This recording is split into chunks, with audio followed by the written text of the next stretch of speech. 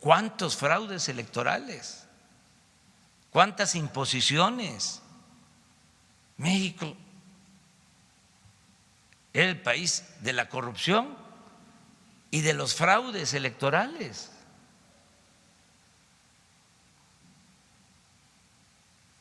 Entonces, la reforma al 19 es delito grave. Delito grave el robo de combustible.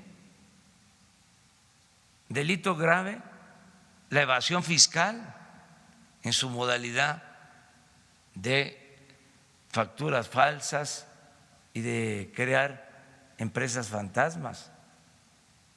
¿Cuál es el principal problema de México?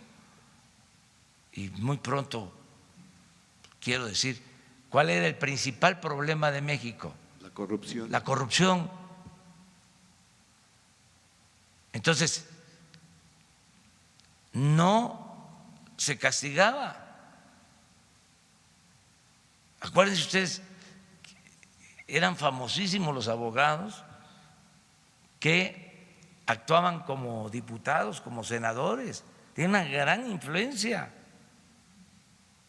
Entonces ajustaron todo el marco legal para tener impunidad. Se llegó al extremo de aprobar leyes, en el caso de Pemex, por ejemplo, para que los altos funcionarios de Pemex contaran con recursos para pagar fianzas. Es decir, un funcionario es acusado por un hecho de corrupción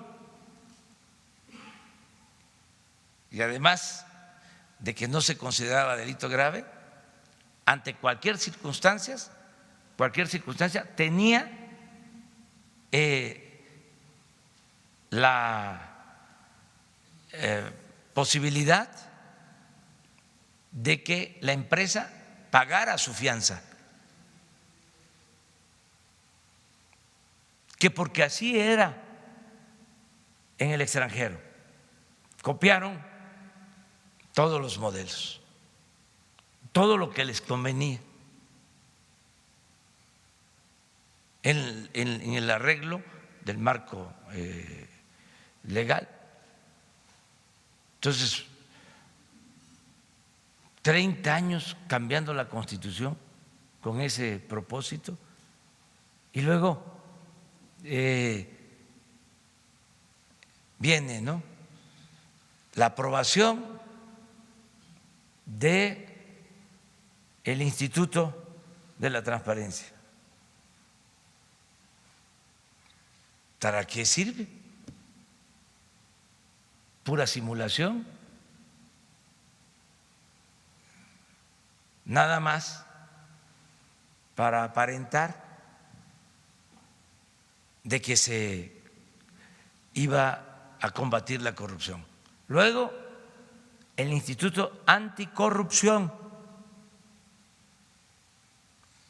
y ya ni les digo de cuántas organizaciones de la llamada sociedad civil se crearon en contra de la corrupción.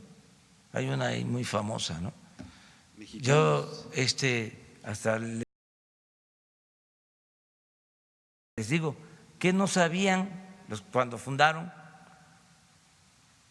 esa asociación, no me han contestado todavía, que no estaba considerado delito grave la corrupción. Saben que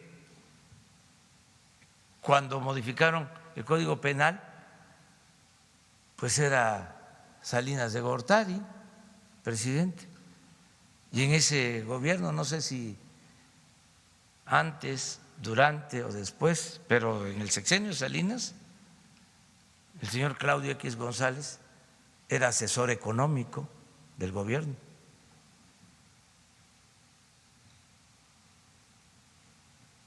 Entonces, también, eso es lo otro, fuera máscaras.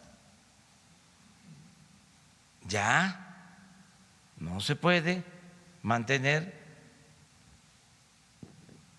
el doble discurso, la hipocresía.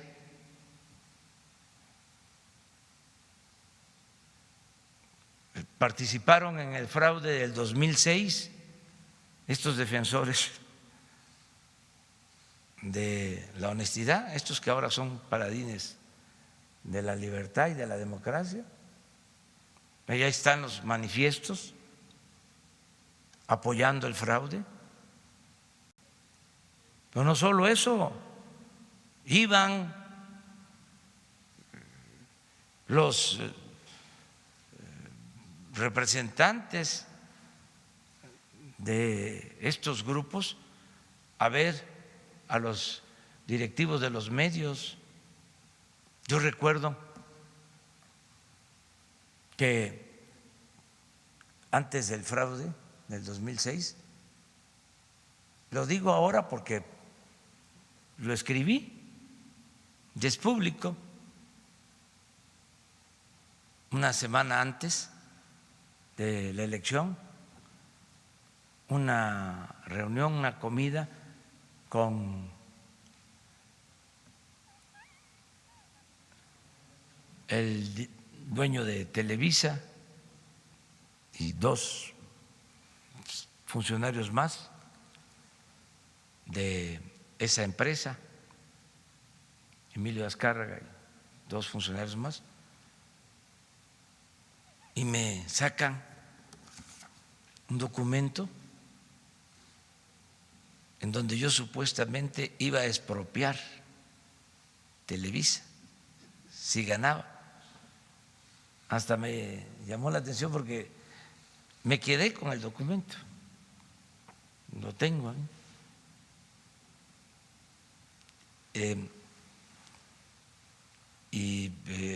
Bien estructurado, o sea, con considerandos, pruebas, o sea, el nombre de todas las empresas que íbamos a expropiar. Ni sabía que habían tantas empresas, pero apegado pues a lo que era la empresa y además utilizando parte de mi habla, de mi lenguaje, de mis conceptos.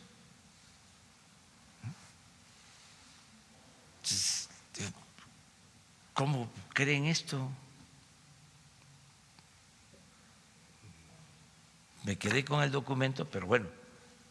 Y en ese entonces la actividad, ya que andamos en estos temas, era ir a ver a los dueños de los medios, Claudio X González, el de Coparmex, el de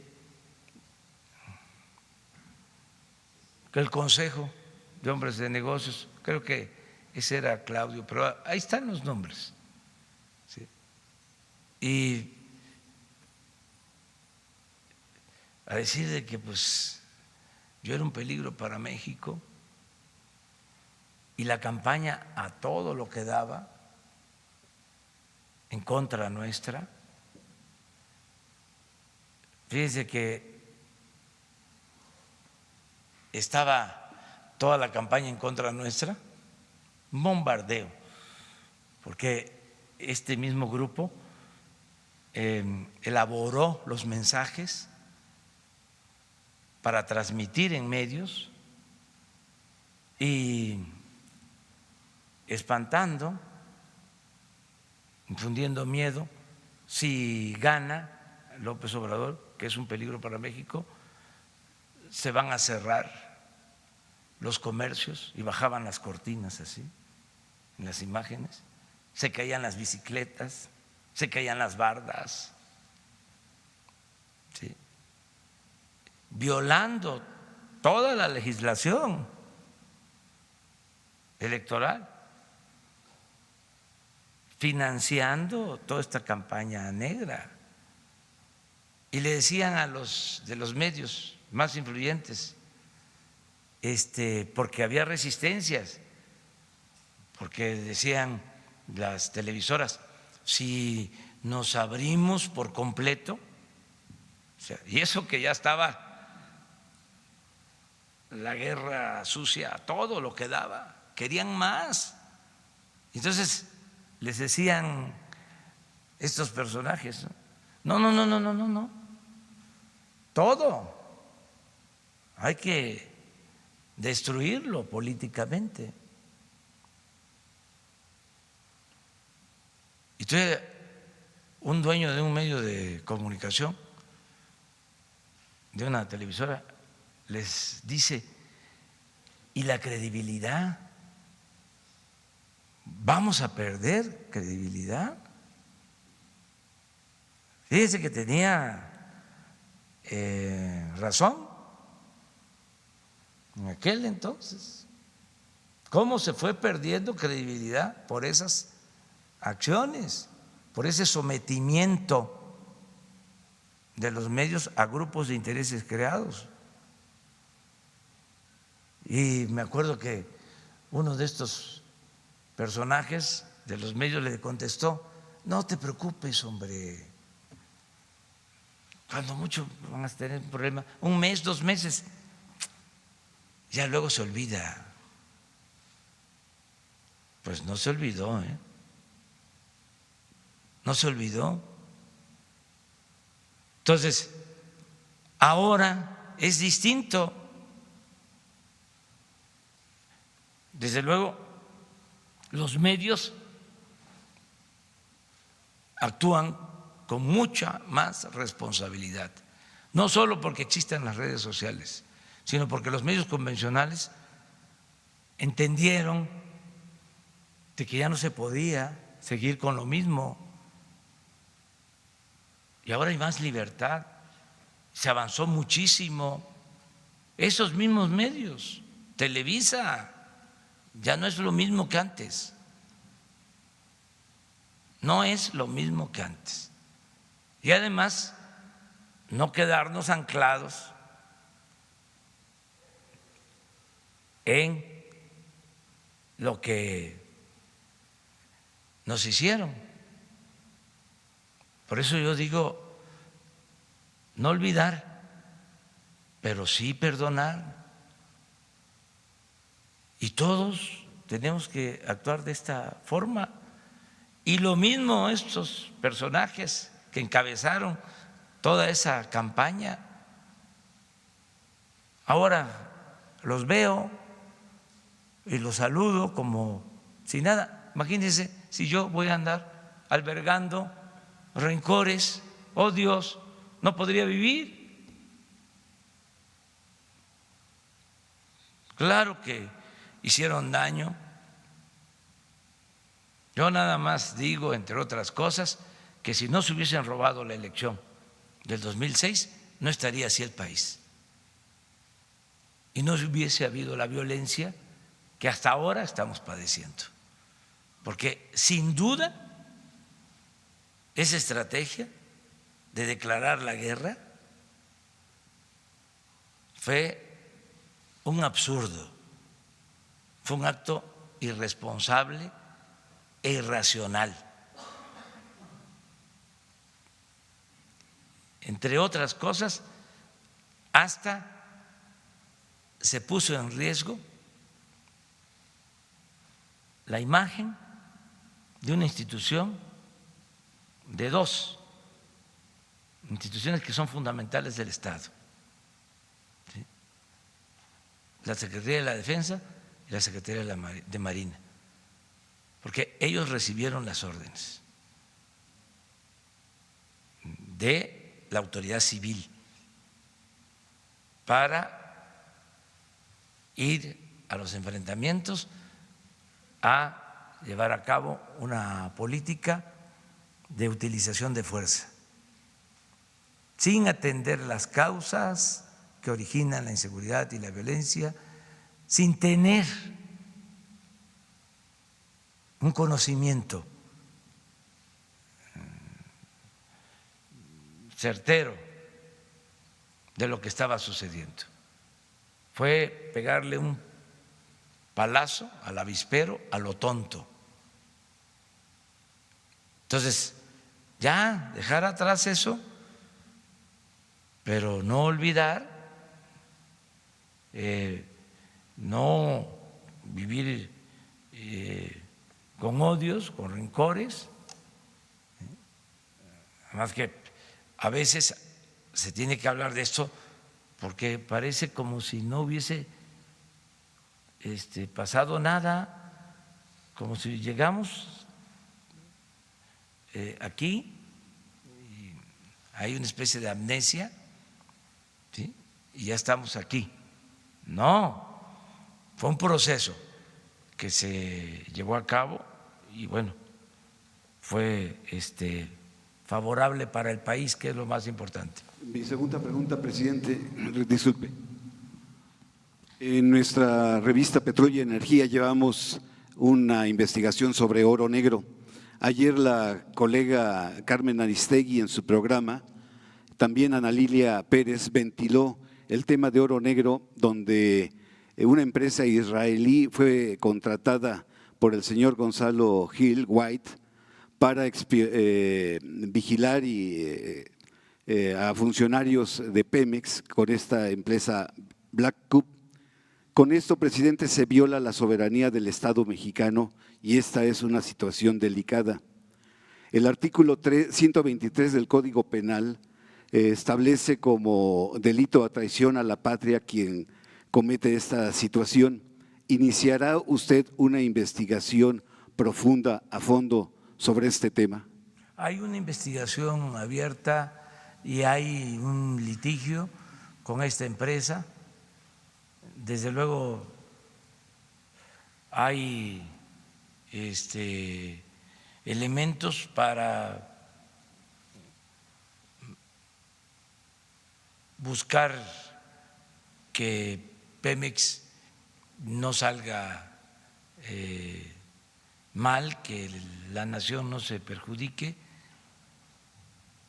sobre este tipo de acciones. Fueron de las cosas que se hicieron mal. Esa es otra cuestión. Está por aprobarse lo de la ley de austeridad. ¿Y saben en qué se detiene? ¿Qué cosa es lo que no quieren? El que los que trabajan en el gobierno 10 años, que trabaja en el gobierno no pueda en 10 años trabajar en una empresa particular, vinculada al trabajo que desempeñó en el gobierno. Pues debe de aprobarse el que no puedan trabajar. Es que, ¿qué es lo que se hacía? Apenas estaban dejando el cargo y ya estaban trabajando en las empresas que ellos mismos habían beneficiado con contratos.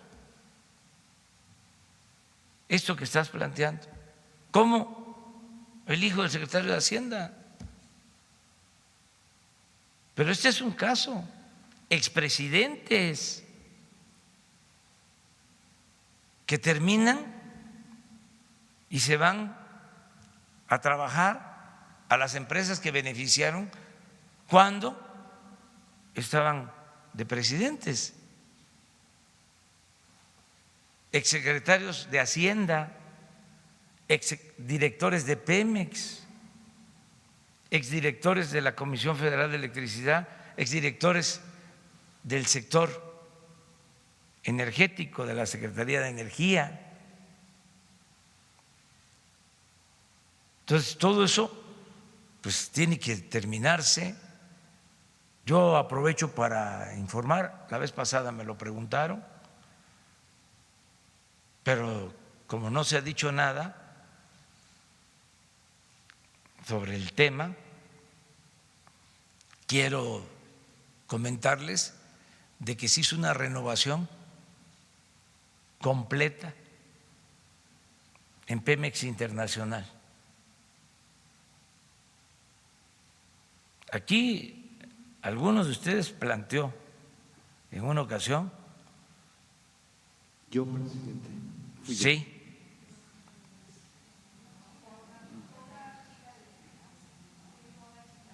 Yo le dije Por que… eso, Bueno, aquí salió, pero además nosotros ya estábamos viendo este asunto y se instruyó para limpiar Pemex Internacional. Es que algunos estaban ahí, llevaban casi 30 años. Se convirtió en una sociedad anónima. Imagínense una empresa que vendía, no, vende y compra petróleo, todo el petróleo crudo, 1 millón de barriles diarios.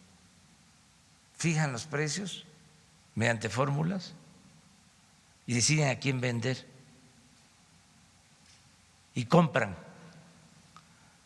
todo. Y estaban distantes completamente del gobierno.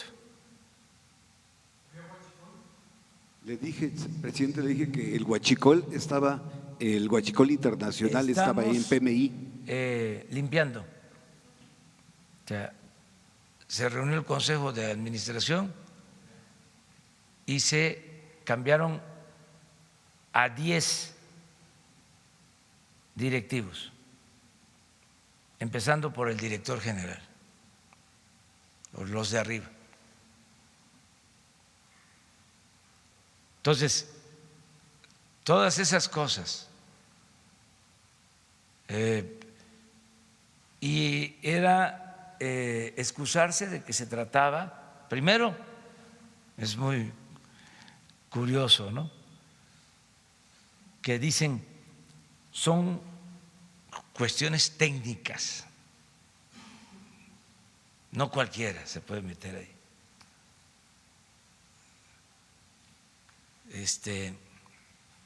Entonces, no hay que meterse. Segundo, son organismos independientes. Yo recuerdo que cuando estábamos en la elección del 2006 hubo una propuesta, como era evidente de que se iba a ganar,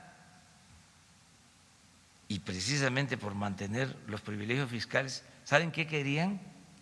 Estuvieron a punto de declarar la autonomía del SAT para que al llegar no pudiéramos tener nada que ver con los ingresos, con la política fiscal. Les preocupaba eso.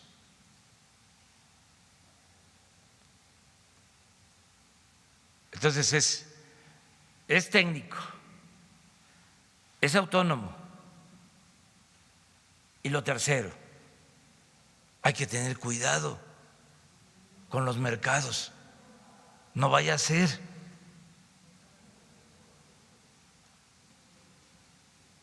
que se generen nerviosismos.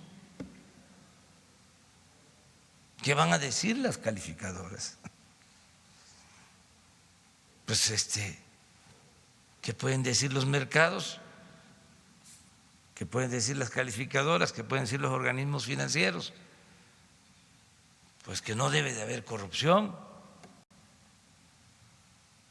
Por eso nos están dando toda la confianza. Es exactamente lo opuesto. Pero eso lo usaban de pretexto. Por eso los secretarios de Hacienda tenían tanta fuerza durante el periodo neoliberal. Los presidentes tenían que hacerles caso, los tenían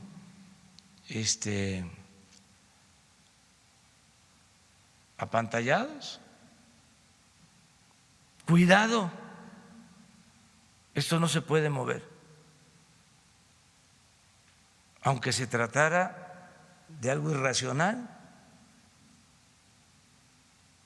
Entonces, todo eso es cambio. Yo les comentaba que cuando se presentó el nuevo plan de desarrollo, pero no de mala fe, sino por un asunto de mentalidad, querían que yo enviara un plan de desarrollo igual que los otros, como si lo hubiese hecho los anteriores secretarios de Hacienda. Entonces, cuando les digo, no, ya no es así, ni siquiera quiero utilizar estos términos. Si cuestiono hasta a los que en la ciencia social se dejaron llevar por las nuevas políticas públicas, los términos visibilidad. Hay uno que ahí me van a ayudar ustedes a traducir, que es resiliencia.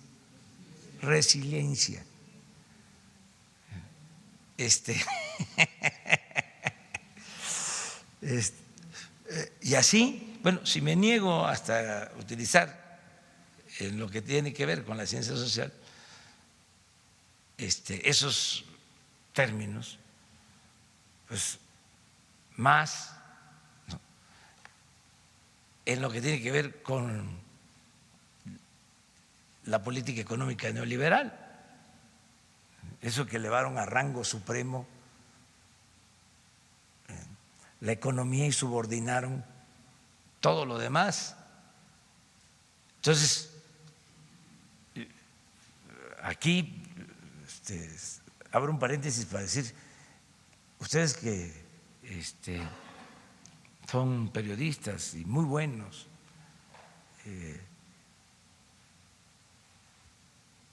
no dejen de escribir. García Márquez, antes de ser el gran escritor, ¿sí?,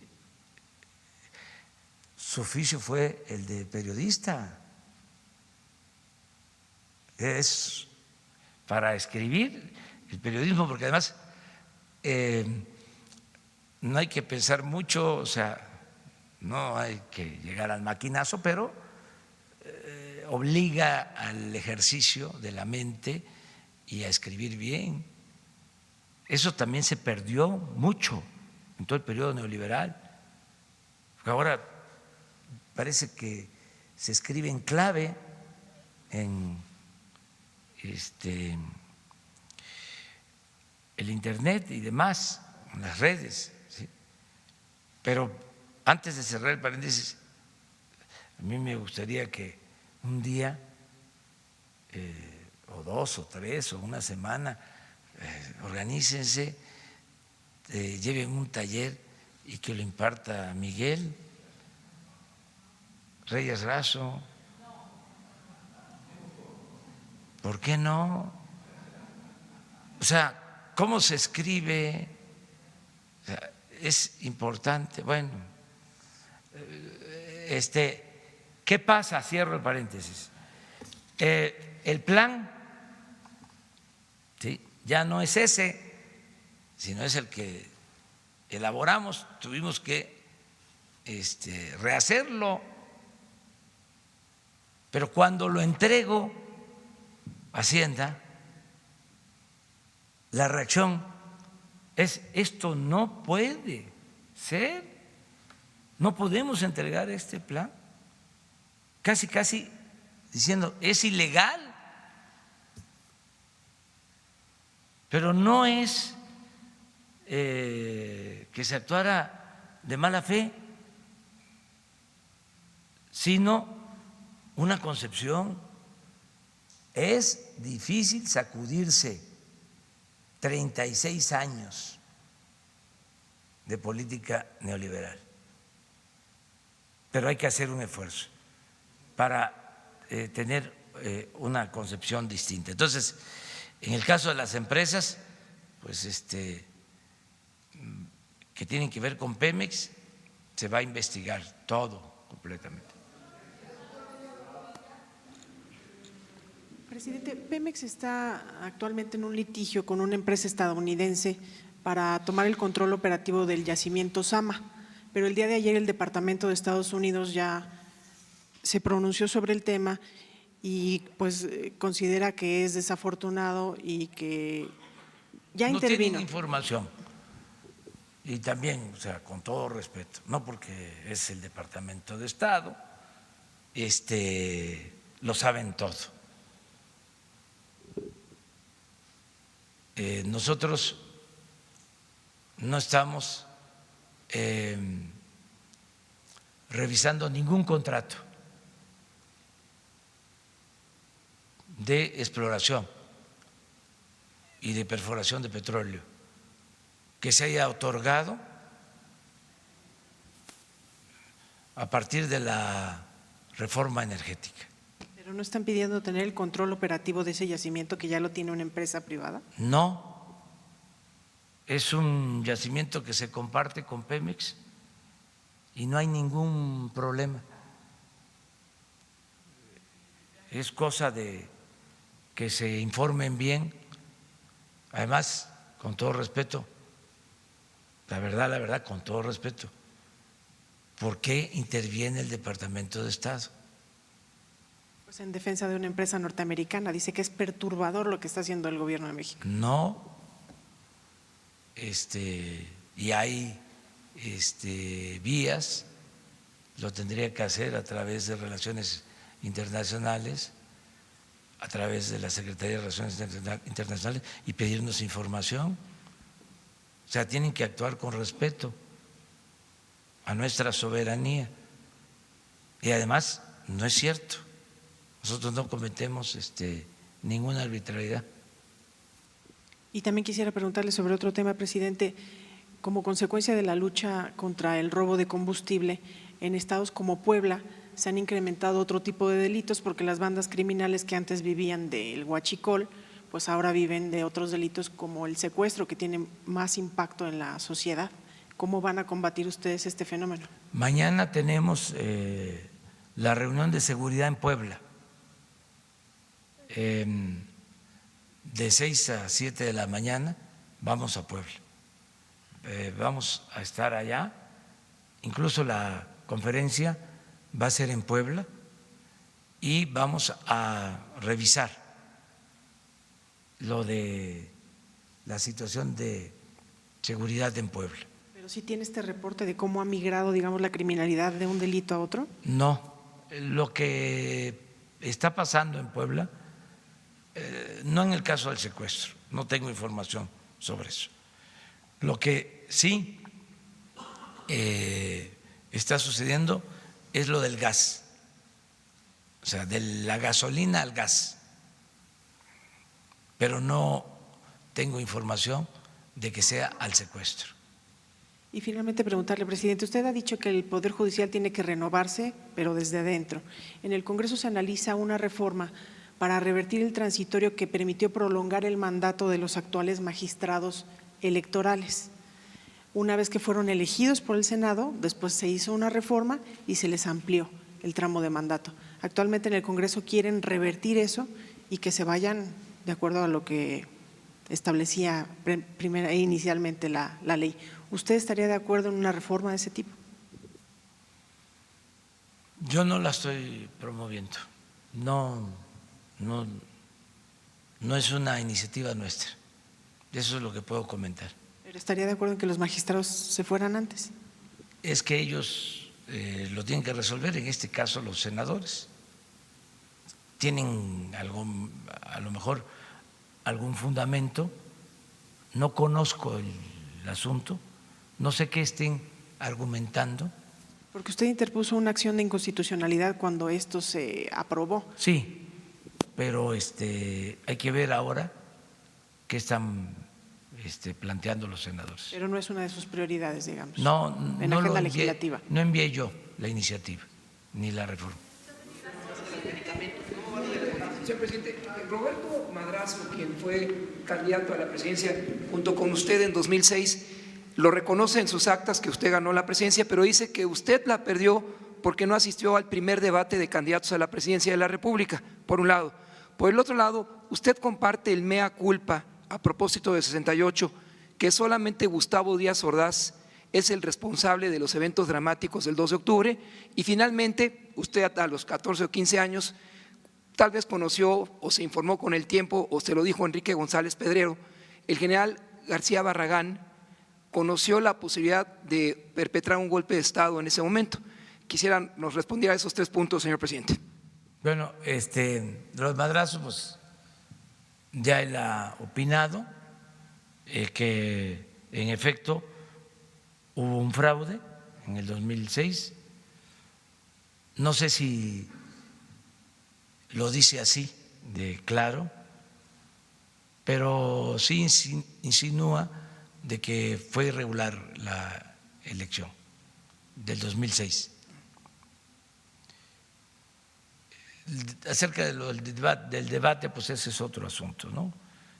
Aquí lo que debe de quedar de manifiesto es de que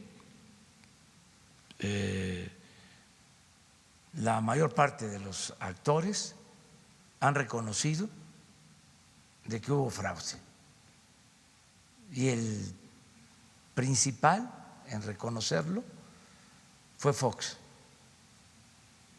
Hay testimonios en donde él se ufana de haber intervenido para que se impusiera a Felipe Calderón. O sea, él mismo. Estoy seguro que los de las redes sociales van a buscar la declaración y la van a encontrar. Pero hay además muchísimas pruebas sobre eso. Acerca del 68, mire, yo no creo en lo del golpe de Estado, porque la versión que yo tengo es de que fue una decisión del presidente Díaz Ordaz. Incluso él lo asume y también hay testimonios. Y lo que sí resulta interesante y es también motivo de investigación, ya se ha hecho investigación, hizo un trabajo de recopilación de documentos don Julio Scherer con Monse Báez, los dos ya finados, muy respetables los dos, acerca de opiniones y la versión del general García Barragán sobre el 68. Y yo lo que sé, que sí tengo de primera mano, es de que el general García Barragán, que era secretario de la Defensa,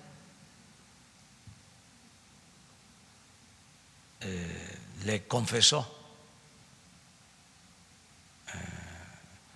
al general Cárdenas, llorando, porque el general García Barragán lloraba. Esto tiene que ver con algunos políticos. Villa lloraba, López Portillo.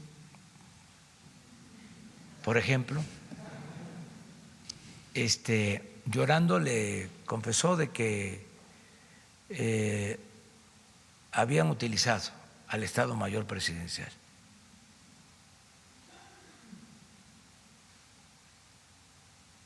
En lo de el 2 de octubre.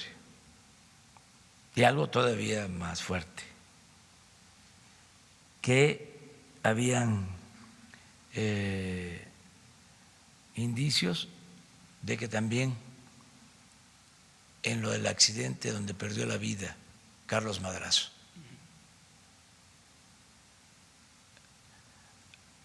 culpando al Estado Mayor Presidencial. Esto está escrito, es muy fuerte, pero tiene que ver con el México autoritario.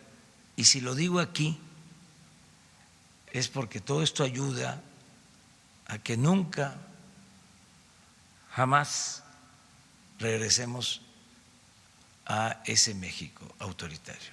Señor presidente, entonces Díaz Ordaz es el único responsable. Pues él lo asume.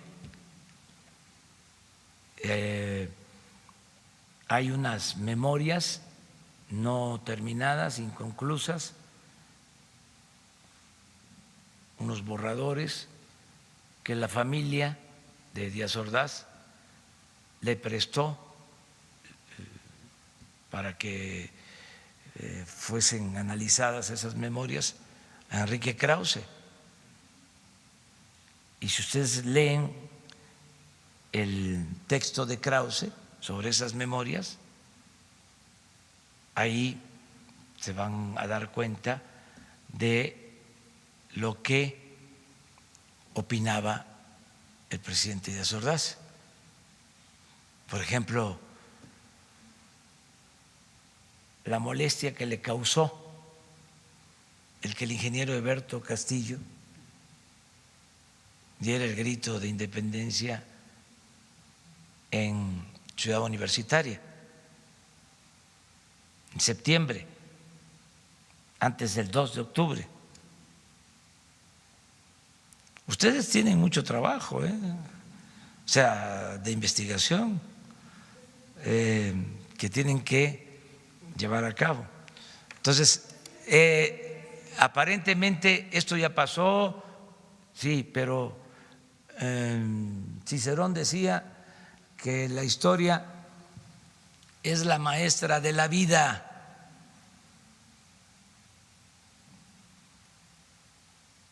Y Eduardo Galeano, ese gran escritor uruguayo, decía que el que no sabe de dónde viene nunca va a saber hacia dónde va.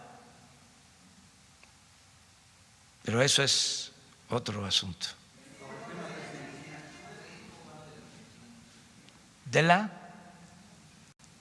A ver. Gracias, buenos días. José Antonio Morales, de Grupo CIR. Señor, hace unos días nos habló del reparto de medicinas. La Secretaría de Marina se hacía cargo a partir de que usted tomó la decisión, el gobierno pues tomó la decisión de ya no comprar con ciertos laboratorios, ¿no? La explicación que nos dio del 70% que tenían acaparado. Entonces, la pregunta concreta es, toda vez que hay médicos y que incluso el secretario de Salud a principios de semana dijo que no sabía qué había pasado con esa distribución de medicamentos. La pregunta es, ¿qué ha pasado con esa distribución de medicamentos? Metotrexato, por ejemplo, que no está llegando a los hospitales, o que nos están diciendo que solamente hay para cierta temporada. Eso por una parte. Sobre el mismo tema de salud, el gobierno de Jalisco dice que la falta de medicamentos incluso va a retrasar la entrada de la época para la vacunación, la prevención de enfermedades, influenza, por ejemplo. Entonces, ¿qué está pasando con las medicinas? Y si el gobierno ya tomó la decisión de no comprarle a ciertos laboratorios aquí en México, ¿de qué manera se va a subsanar todo este espacio para que no constantemente falten los medicamentos, no solamente contra el cáncer, sino, por ejemplo, vacunas y lo que está sucediendo también en el caso del dengue? Gracias. Bueno, pues se está normalizando todo el abasto de medicinas. Hay inconformidad de los distribuidores que se rayaban porque vendían mucho al gobierno de medicinas, recordando, el gobierno compró el año pasado 90,000 millones de pesos en medicamentos y en materiales de curación, y en efecto 3 empresas le vendieron al gobierno casi el 70% de esos 90,000 millones de pesos. Y ya que tocamos el tema, políticos metidos en la venta de medicamentos, nada más que no voy a dar los nombres aquí porque entonces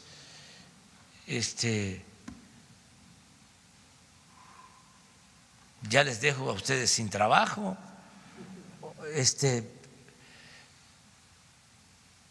Por eso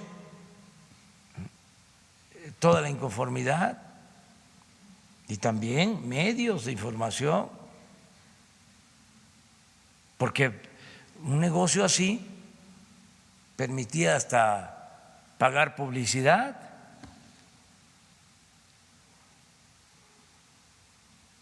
Entonces, tenemos la responsabilidad de que no falten las medicinas, pero en este caso, imagínense, querer chantajear con la medicina para los niños de cáncer. Eso no lo íbamos a permitir. Y aunque se diga de que todavía no hay medicinas, pues ya se trajeron los medicamentos de Francia y ya se distribuyeron, y desde luego tenemos que ir resolviendo sobre otros medicamentos, y yo espero que los laboratorios mexicanos y los distribuidores cambien de actitud y que se convenzan de que ya no es lo mismo, que ya no hay influyentismo, porque repartían, maiceaban, desde arriba hasta abajo. Tenían incluso en el sector salud empleados a su servicio. Entonces, eso no se puede permitir, y yo estoy constantemente viendo este asunto. Ya llevo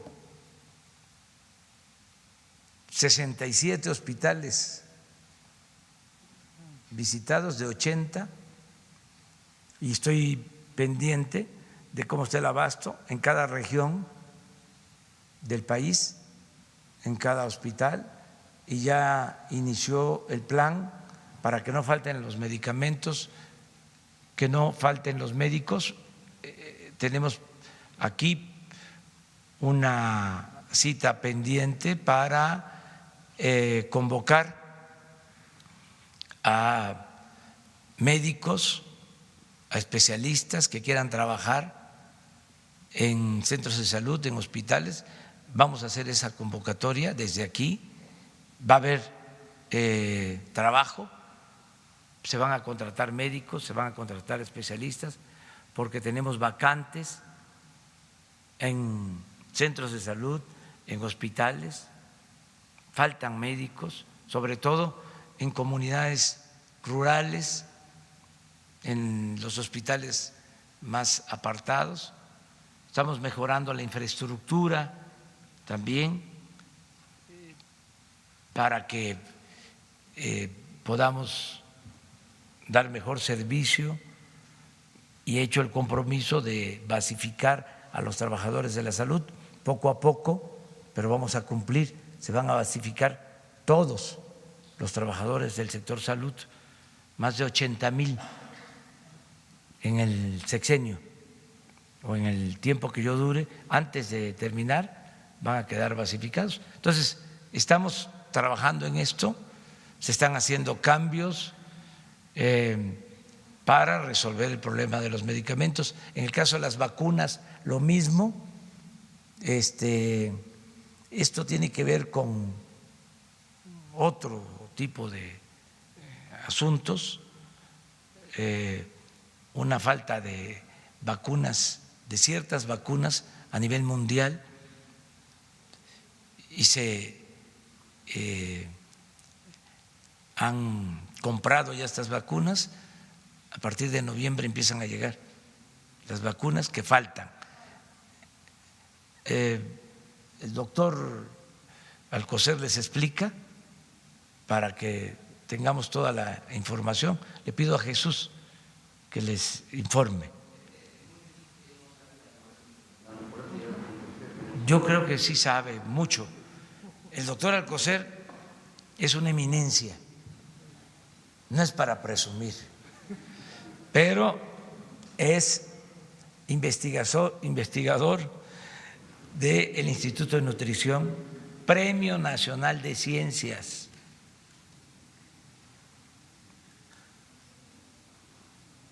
Y los subsecretarios de primera son expertos y sobre todo gente sensible, gente honesta.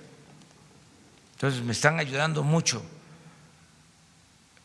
Pero lo que pasa es que era lo mismo, o sea, se robaban hasta el dinero de las medicinas. Y era una red, y es algo delicado, pero ni modo que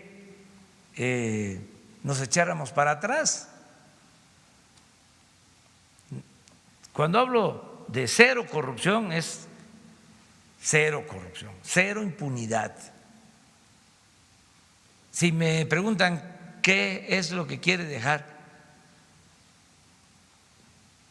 como legado, un cambio de mentalidad donde sea aborrecida la corrupción, porque el peor de los males es que se robe y ni siquiera se pierda respetabilidad. Eso es lo peor que había, que hasta se les aplaudía, se les decía a los hijos, no en todos los casos, desde luego, pero era como un modelo: estudia para que cuando seas grande seas como don fulano, un reverendo ladrón.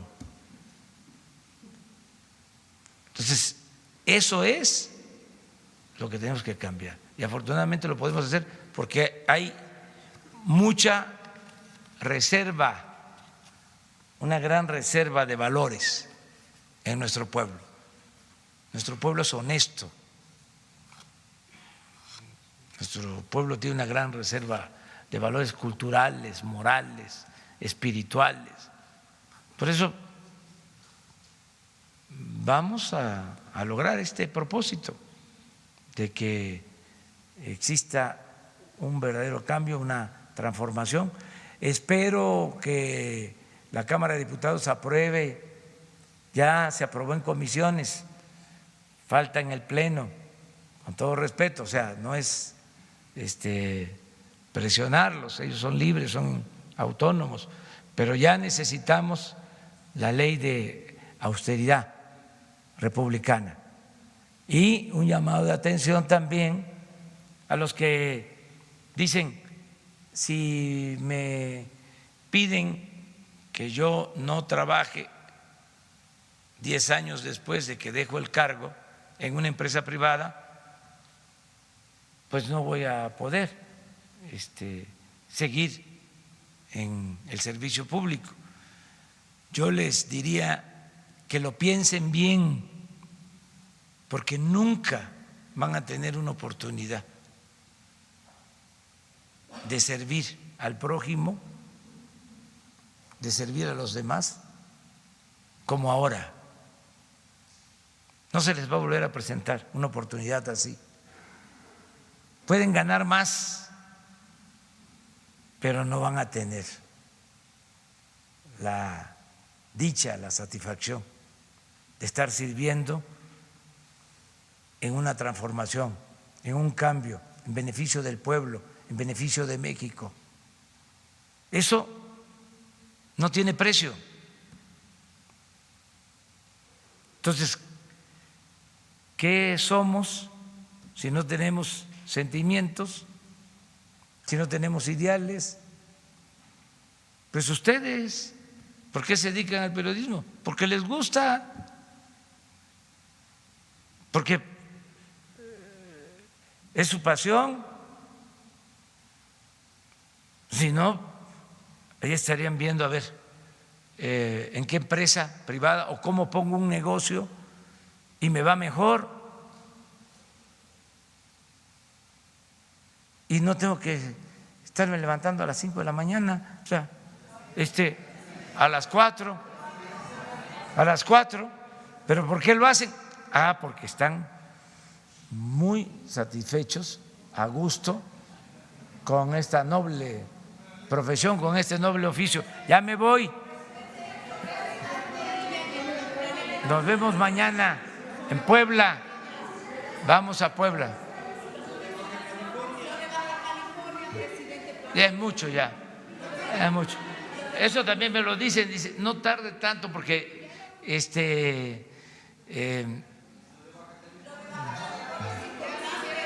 el lunes.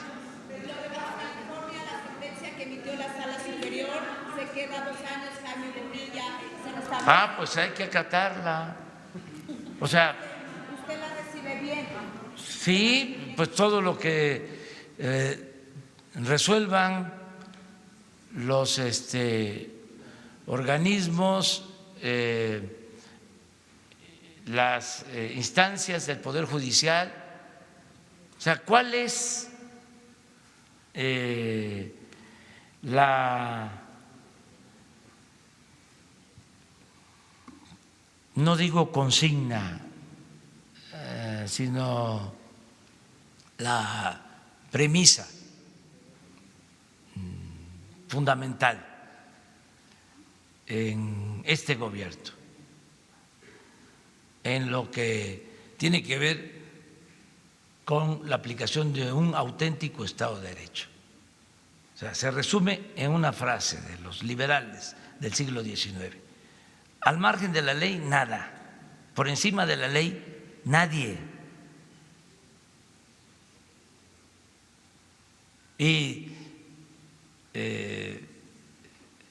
no es como antes, no es una farsa, no es una simulación. ¿Qué decían antes? La ley es la ley. ¿Se acuerdan?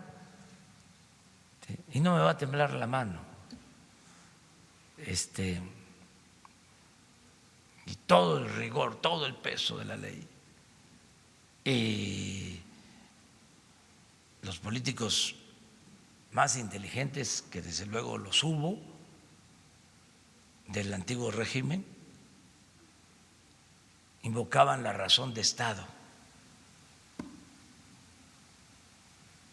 para el uso de la fuerza.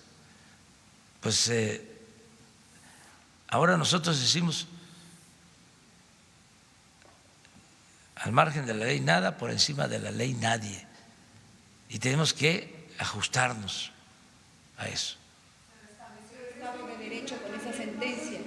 Es su decisión del Poder Judicial y hay que respetarla.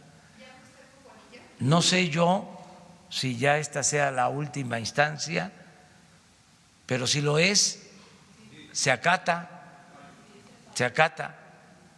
¿Saben de dónde viene todo esto de haciendo historia, de respetar la ley, la Constitución, en la forma para violarla en el fondo? Desde la época colonial se decía, en aquel entonces había una instrucción, incluso de las ordenanzas que mandaban desde España y era muy común escuchar: se acata pero no se cumple. Y eso quedó como mala práctica, mala costumbre.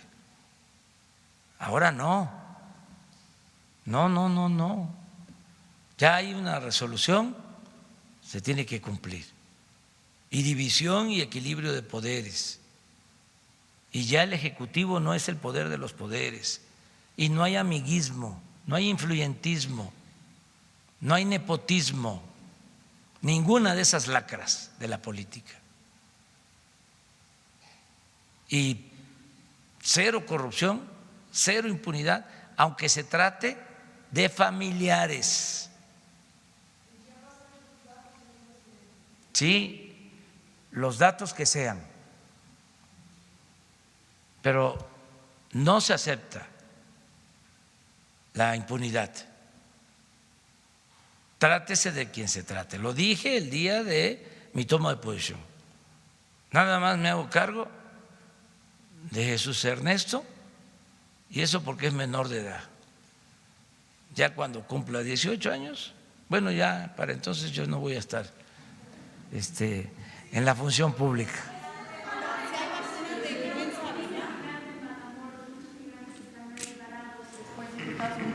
Ciertas medidas, no tienen ningún control sanitario, viven prácticamente en situación de calle, todo el mundo lo ha documentado. Quiero preguntarle si tienen alguna estrategia mediano a largo plazo. Sí, está Horacio Duarte ahora mismo con Jesús, recoge tu planteamiento y él explica qué se está haciendo, porque a él le corresponde atender en toda la frontera y tener albergues y darle buena atención a los migrantes. No, la información que tengo es que no. Tampoco. Entonces, ¿por qué se ve que los migrantes están sufriendo, no hay control sanitario, están en situación de calle prácticamente? Hay que verlo, porque la instrucción es que no falten los albergues. Tú puedes tener hoy mismo el informe de cuántos albergues hay, en dónde están los albergues y si hay o no albergue en Matamoros y en qué situación están los migrantes. ¿Sí? Por mandato. El Código Militar faculta al secretario de la Defensa como quien, bueno, la entidad que determina el juicio, y no precisamente por la ley sino por mandato. Y esto lo digo porque ellos son los que procuran, los que persiguen y los que procuran administran la justicia. Ellos acusan, ellos detienen y ellos son los que sentencian. Hasta el momento yo le hice un reporte el día 29 de agosto acerca de un caso de gente que está en Villaldama, en la cárcel de Villaldama, el teniente Iván Cabrera Reyes, y el día 5 de septiembre los golpearon. Tengo un documento que le voy a dejar en donde ellos firman por su propia mano 200 presos de Villaldama que fueron golpeados. Parece que fue derivado de la denuncia que aquí se presentó. Entonces es necesario, señor presidente, la reforma al Código Militar en el cual se faculta pues a que la justicia militar los acusa, los detiene y los juzga. En la justicia militar ahí así se está llevando a cabo. O sea, se aplica la justicia por mandato, por orden, no por justicia. Es un asunto muy importante. El día lunes se va a llevar a cabo una rueda de prensa para dar a conocer varios casos en donde se ha cometido muchísima injusticia. Dieron positivo en la prueba del protocolo de Estocolmo, quiere decir que fueron torturados para declararse culpables. Entonces el ejército, el régimen ha cambiado, pero el sistema no, sigue siendo el mismo. Hay muchos de justicia militar que siguen siendo los mismos, acostumbrados a que así por mandato, por consigna, y se se termina la vida de una persona que muchas veces es inocente o que por el cumplimiento de su deber se le incrimina. Entonces es una situación en aras precisamente de la reconciliación nacional, en aras de la pacificación. A un día después de que celebramos el 2 de octubre, también los militares han sido abusados por el mismo aparato de justicia militar. Eso es uno de los casos importantes. Se atiende con Jesús, pero yo quiero decir algo, ¿no? Sobre esto.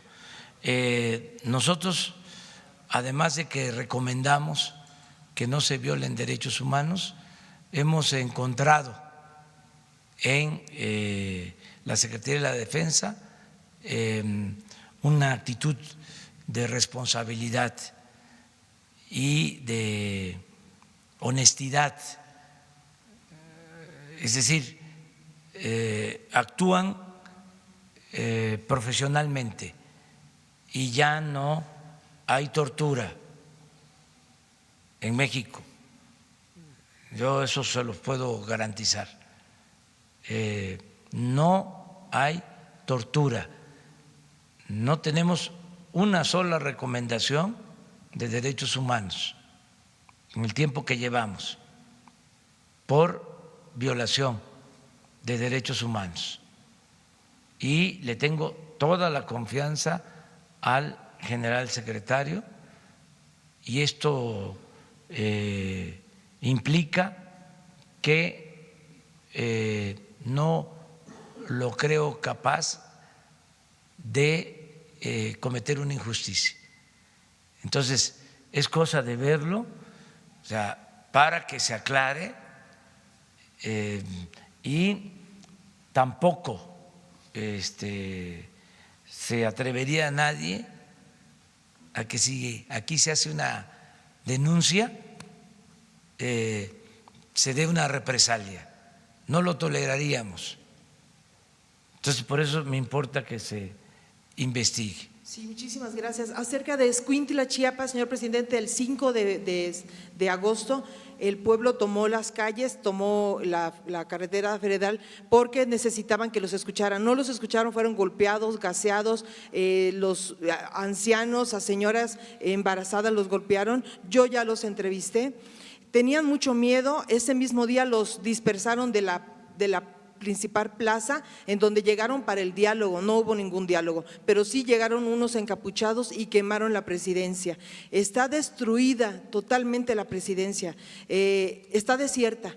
La ley de Chiapas dice que a los 21 días que no hay ayuntamiento administrando, se debe de declarar ya vacío de poder. Se tiene que declarar por medio del Congreso estatal un consejo ciudadano. No lo han hecho, no han atendido al pueblo. Yo le voy a entregar unos documentos del pueblo de Escuintla que tienen miedo y dicen: ¿por qué no nos están resolviendo? El pueblo no quiere a ese presidente municipal, se llama Daniel Jabalois Velázquez y Eber Daniel Velázquez, y dicen que quieren que por favor se les atienda porque no hay administración ahorita, no hay administración pública, está quemada la presidencia. Seguramente casos de nepotismo, lo mismo también en Tapachula. Le voy a dejar, presentamos ante la Auditoría Superior del Estado un expediente muy completo de la red de nepotismo que hay en Tapachula con pruebas, lo presentamos ante la auditoría, y también de las obras que están infladas,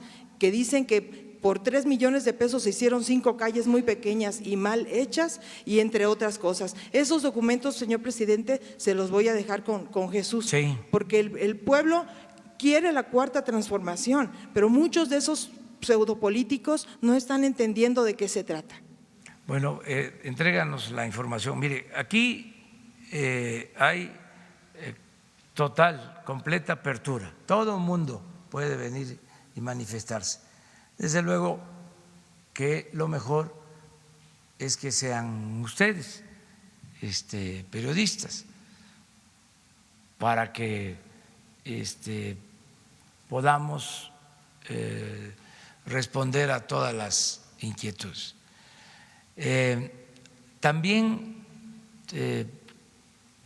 que tengamos en cuenta, ustedes desde luego que lo saben, pero que lo sepa todo mundo, de que hay, como en toda democracia, discrepancias, hay confrontación política, hay diferencias de candidatos, precandidatos,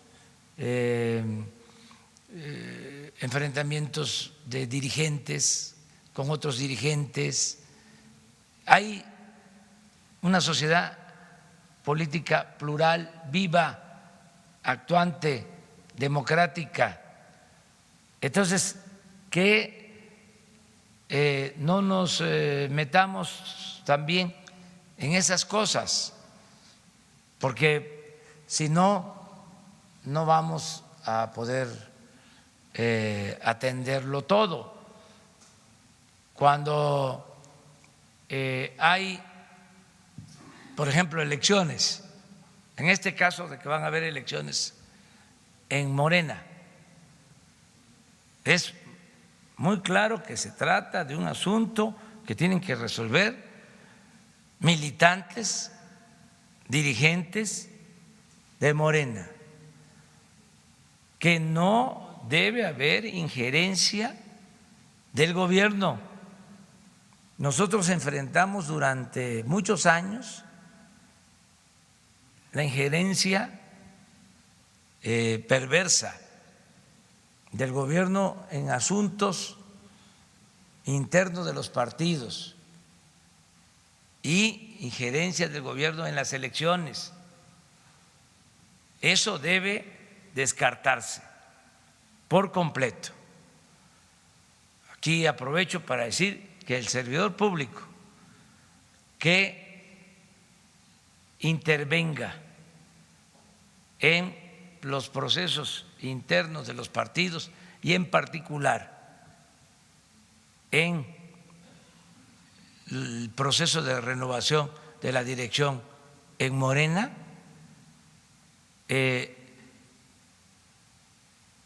va a ser despedido del gobierno. Y no solo eso, voy a pedir, con todo respeto, a la Procuraduría Electoral de la Fiscalía General que intervenga para que sea juzgado el servidor público que participe en favor de candidatos utilizando recursos del gobierno. El que quiera hacer trabajo, vida partidista, está en libertad, pero la función del gobierno es otra, completamente distinta. Partido, como su nombre lo indica, es una parte. Gobierno es la representación de todo el pueblo. No va a ser suficiente con este exhorto que estoy haciendo. Voy a enviar una carta a todos los servidores públicos del gobierno federal, expresando lo mismo, porque no queremos vernos involucrados. Además, sería algo nefasto. Nosotros que hemos luchado durante tantos años y padecimos de tantos fraudes y de tanta injerencia del gobierno en asuntos internos de nuestros movimientos, de nuestras organizaciones políticas, que repitiéramos esas mismas conductas. Ya no hay partido de Estado.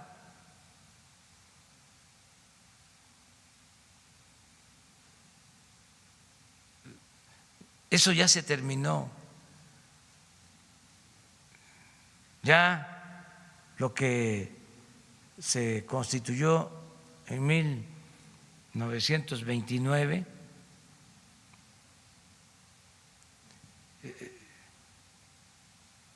ese partido que se fue transformando en 4 fases. Primero PNR, luego PRM, luego PRI y luego a partir del 88 en otra cosa. Eso ya no debe de existir. Nosotros no aspiramos a eso. Nada de partido de Estado. Y no es de izquierda el que hace trampa. No es de izquierda el oportunista. No es de izquierda el corrupto. No es de izquierda el acomodaticio, el trepador. No es de izquierda el que no pone por delante los ideales y los principios.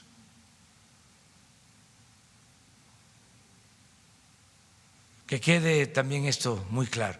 Y regresando, atendemos todo, pero si